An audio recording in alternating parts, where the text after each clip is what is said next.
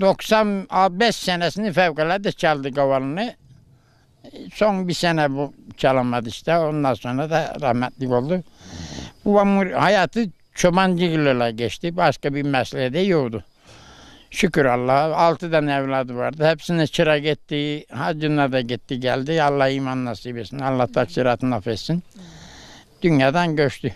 Evde oturduğu zaman koyundan geldi mi buraya kapıya hata üstünde sigara tirakisi gibi illa bunu çalardı. Günde 3 sefer 5 sefer alırdı eline.